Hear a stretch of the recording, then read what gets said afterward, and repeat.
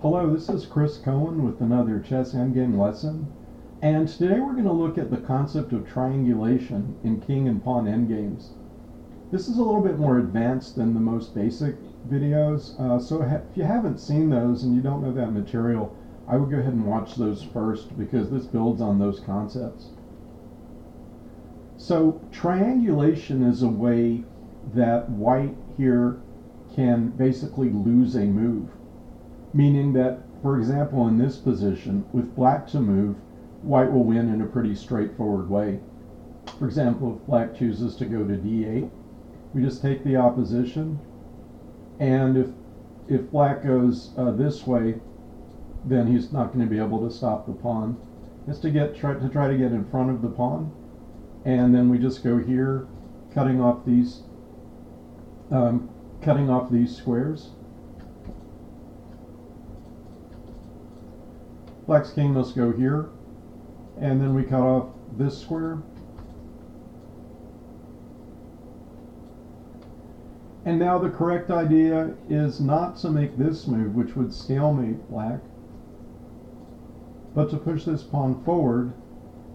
If black moves his king, then the pawn promotes with mate. If black takes the,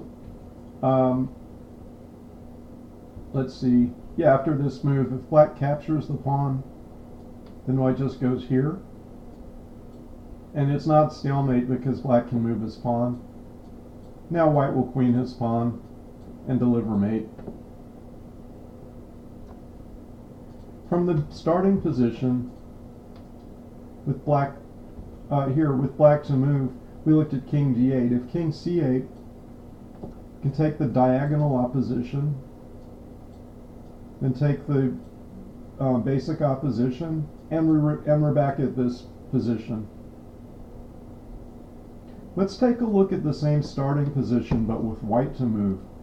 We know that with black to move, this is a win for white, and the key to winning this endgame is to basically lose a move by triangulating, by moving the king among these three squares. We can reach this starting position, but with black to move, which we know is a win. So first, white moves to one of the triangulating squares. Note that if white had moved his pawn forward with check, black can reach a drawn endgame by moving here. For example, if white takes the pawn, this is an easy draw. Just needs to be sure to go straight back so we can take the opposition, and we reach a draw from one of the basic positions. And if white moves his pawn forward, black takes the opposition, and he can just move his king back and forth between these two squares. White doesn't have any way of getting through with his king, and if he promotes this pawn, then it's easily a draw for black. So here, if white, say white makes any move such as this, black can just move here. The point being that with white's pawn controlling these squares, and with this square occupied by a pawn, if white moves his king forward, then black is stalemated with a draw.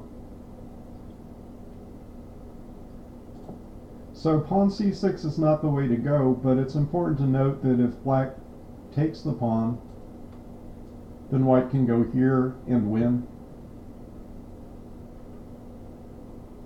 If black goes here, white takes the pawn and reaches this basic position, which as we know is a win for white.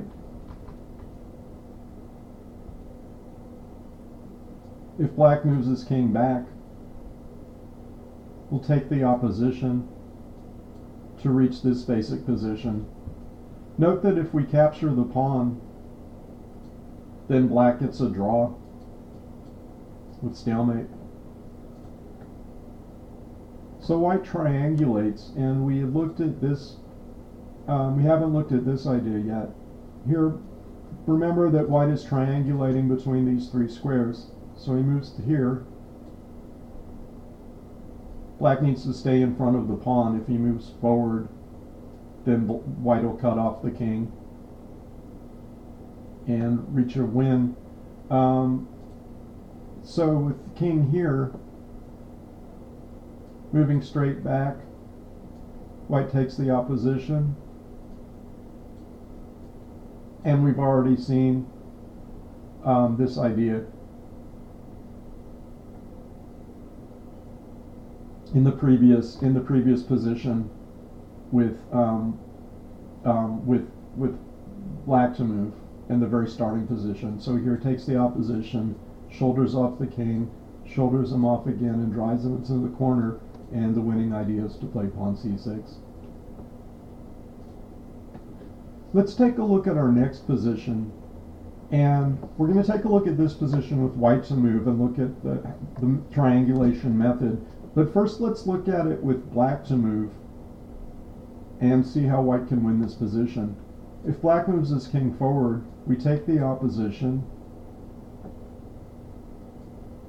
and wherever black goes, we'll just go here and then take the pawn and then drop back, protecting the pawn. And wherever black moves, we don't need to worry about whose move it is in this basic position, because we have another pawn where we could gain a tempo. Here we don't even need it. Actually, here we do need it. If the a5 pawn weren't there, this would be a draw, but because we have this extra move in hand, we can win this position just like this. So going back to the same position with black to move, this is a win for white. We had seen king c7, king c5, and if black moves here, we'll just take the opposition and win as before.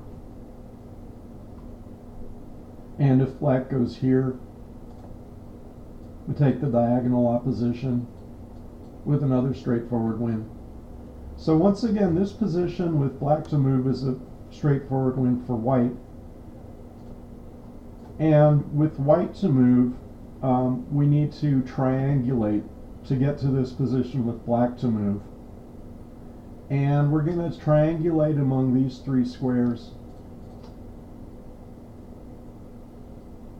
So here a key move is we're going to go backwards like this, and we'll take the distant opposition, kings along the same rank or file with an odd number of squares in between. And for example, if black goes here to b8, we're going to triangulate again among these three squares. We'll go here, and on king c8 we'll go here, so that if king c7 we can take that square and win.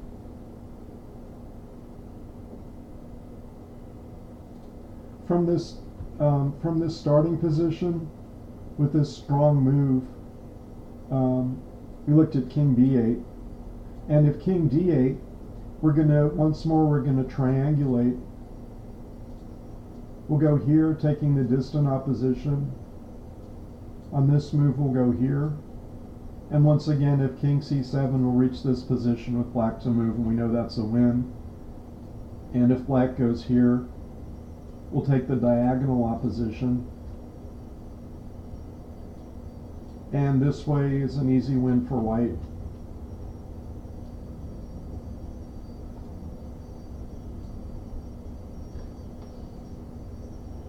And this way we can just advance the pawn and once more reach this position. So note the triangulation squares. White gets to lose a tempo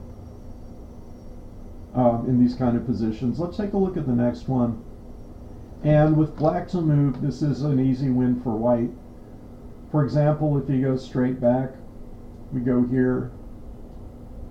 On this move, we capture the pawn. If he goes forward, we drop back. And again, because we have this extra pawn, we don't need to worry about black being able to take the opposition, because we can just move this pawn forward and reach this basic position with white to win.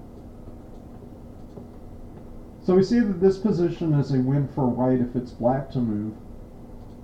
And if it's white to move, once more we use triangulation with these squares.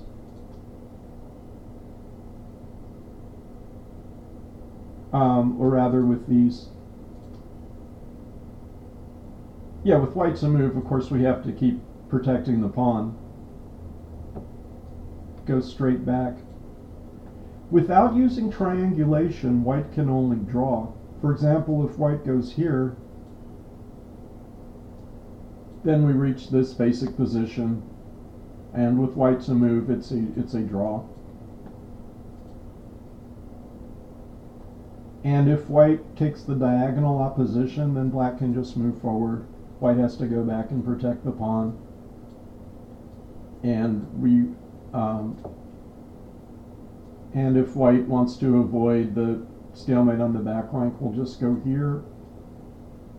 And now we're back to the first position, and white has made no progress.